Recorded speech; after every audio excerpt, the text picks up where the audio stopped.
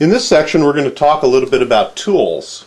The HPI was kind enough to put a fairly decent quality set of tools together for your 5B build, which are included in the SS kit. However, there are a couple things that you're going to need above and beyond the tools that are included. And they're all very simple tools. You probably have them already in your toolbox. If not, you're going to need to go out and get a set in order to save yourself a lot of grief and to make the build as easy as possible. Very simply, a set of needle nose pliers, a medium set or even a large set will work. They don't have to be a teeny tiny set. It's probably not going to work. This is not a small RC car like a lot of the 10th scale stuff is. So you're going to want to get either a medium or a large set of needle nose. You're also going to want a set of wire cutters. You don't need a real delicate set because we're not going to be cutting wires with them for the most part. We're going to be taking pieces off of plastic trees and using that to trim them up. You're going to need a pair of regular pliers, very helpful to have, as well as a set of channel lock pliers or adjustable jaw pliers. They're going to make your life real easy when installing ball studs. You will also need a regular screwdriver. It's also good to have a medium-sized Phillips screwdriver handy for later on. There's a couple places that use a Phillips head screw, but I don't really believe that you're going to have to necessarily have one for the build. The other thing that you're going to want to keep handy is a hobby knife of some sort. We use a box cutter with a real sharp blade, and we're going to use this to trim pieces and parts as we take them off of the trees. We also like to keep a handy supply of razor blades.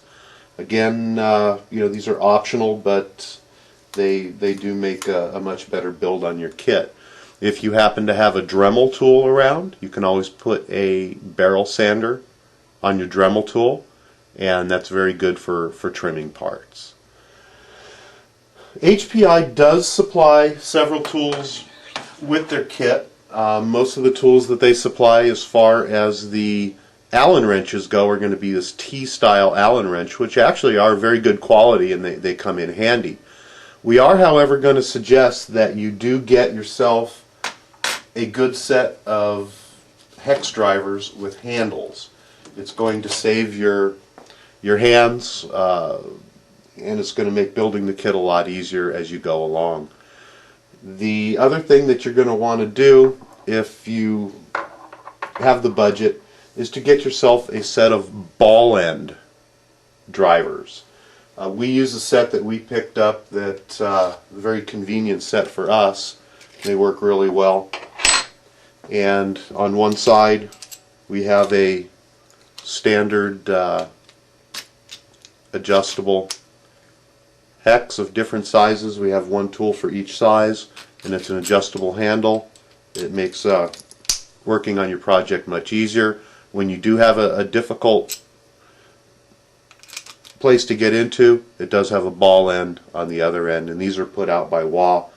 However, Bondus makes a good set of ball ends, as well as several other different companies that are out on the market, and we do highly suggest, if you want to save your hands and have a much more enjoyable build, that you do get yourself a set of ball end wrenches. A lot of people, including myself, will also use an electric drill to make the job go a lot quicker. If you are going to use an electric drill for the task, make sure that it does have a clutch on it, and make sure that you do have a quality set of hex head drivers that go into the wrench.